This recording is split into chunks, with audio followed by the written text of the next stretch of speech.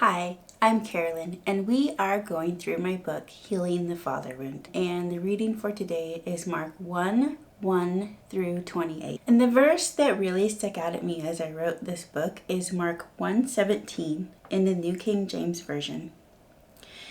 It says, "Then Jesus said to them, 'Follow me, and I will make you become fishers of men.'" It really stuck out at me that it is as we follow Jesus that he does the work in us. He said, "Follow me and I will make." So there are a few things to remember as we follow Jesus. Sometimes following Jesus is letting go of our own ways and own plans. The disciples that Jesus called were doing what they had been taught to do, fishing. And Jesus called them to something higher. And in my own life, I wanted to be a librarian. And I was going to school to be a librarian. And I kept feeling in prayer to go to Bible college. And it was in that time of prayer that I felt that leading and that guidance. And taking that step of faith and going to Bible college, it was huge for me, but it led and opened the door to so many other things. And then when I finished Bible college, I asked the Lord, well, what do you want me to do now? And it led to writing classes. And every step of the way, he just led me. And it was in that time of following, a time of spending time in the Lord's presence. Ephesians 2:10 in the New King James Version says, "For we are his workmanship, created in Christ Jesus for good works, which God prepared beforehand that we should walk in them." You were created for a very specific purpose, and God has prepared those good works in advance for you to do.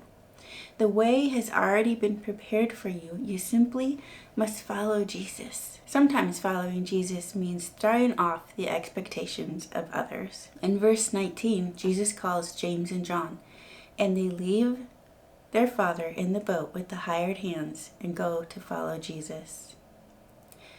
What are some of other people's expectations that they placed on you? In going to Bible college, I had a family member who hated Christianity, and I had to choose. Am I going to please this person? Am I going to follow their expectations and hide my faith?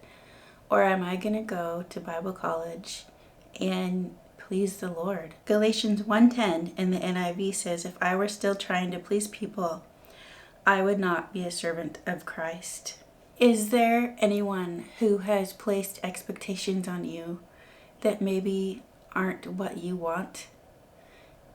Is there someone who's placing expectations on you that maybe isn't the plan that God has for you? If there is that in your life, sit before the Lord and ask him to lead you and guide you, and ask him to give you the strength to throw off the expectations of others and wholly follow him. Ask him to give you wisdom. Ask him to give you discernment of how to handle these situations. But how do we do it? How do we follow Jesus?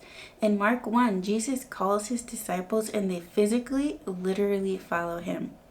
But in our own lives, we follow Jesus by spending time with him every day. We make time to spend with him every single day, to be in the Word, to be in prayer, and to apply what we've learned to our own lives.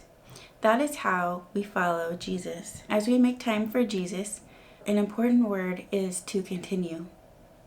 Continue to follow Jesus day after day, because as we do that, we will mature.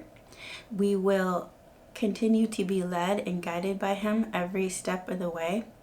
And he will lead you and guide you into everything that he has for you as you follow him. Make the decision that you will continue to follow him. You don't have to figure everything out all at once. Just follow him today, and then follow him the next day and the next. I had a teacher in Bible college who talked about 2 Timothy 2:20 through 21. And it says, "But in a great house there are not only vessels of gold and silver, but also of wood and clay, some for honor and some for dishonor.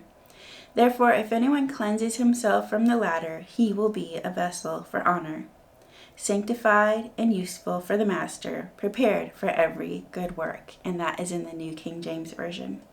This teacher said that as we make time for Jesus, as we make time for God and His Word every day, that we become those vessels of honor, prepared for every good work. Next week, we'll be looking at the second half of Mark chapter 1, and if you'd like to follow along and go deeper, you can get my book, Healing the Father Wound, and I'll put the link of where to get it below.